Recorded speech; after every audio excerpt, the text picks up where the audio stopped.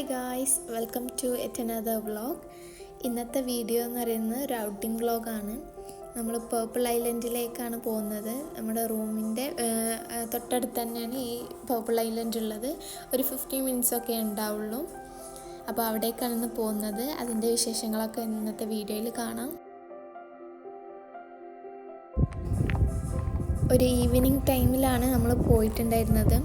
നല്ലൊരു ക്ലൈമറ്റ് ആയിരുന്നു, നല്ലൊരു വെതറും നല്ലൊരു അറ്റ്മോസ്ഫിയറൊക്കെ ആയിരുന്നു. ആ ടൈമിൽ കുറേ പേരുണ്ടായിരുന്നു. വീക്കെൻഡ് ആയതുകൊണ്ട് തന്നെ ഫാമിലി ആയിട്ടും ബാച്ചിലറായിട്ടും ഒക്കെ ഉണ്ടായിരുന്നു. അതുപോലെ ക്യാമ്പിങ്ങിനായിട്ട് വന്നവരുണ്ടായിരുന്നു. എൻജോയ് ചെയ്യാൻ പറ്റിയ ഒരു പ്ലേസ് തന്നെയാണ് ഈ ഐലൻഡ്.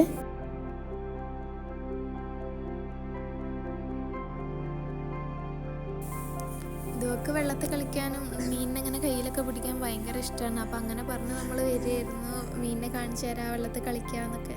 പക്ഷെ ആൾ ഇവിടെ എത്തിയപ്പോഴത്തേനും നല്ല ഉറക്കത്തില്ല. പിന്നെ അങ്ങനെയൊക്കെ വിളിച്ചുണർത്തി കാണിച്ചു കൊടുത്തപ്പോൾ ഭയങ്കര ഇഷ്ടമായി. മീനിനൊക്കെ കയ്യിലിങ്ങനെ പിടിക്കുന്നുണ്ടായിരുന്നു.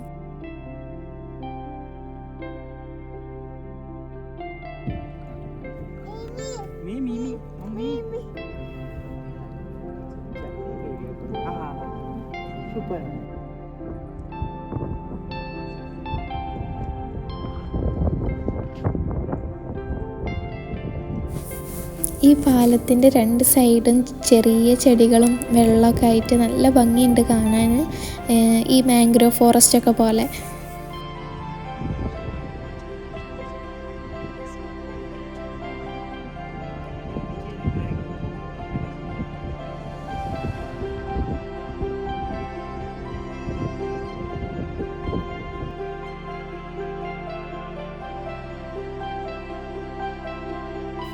ഏകദേശം 2 കിലോമീറ്റർ ഉണ്ട് പാർക്ക് ചെയ്ത് അവിടുന്ന് ഈ ബീച്ചിലേക്ക് എത്താൻ വേണ്ടിയിട്ട്.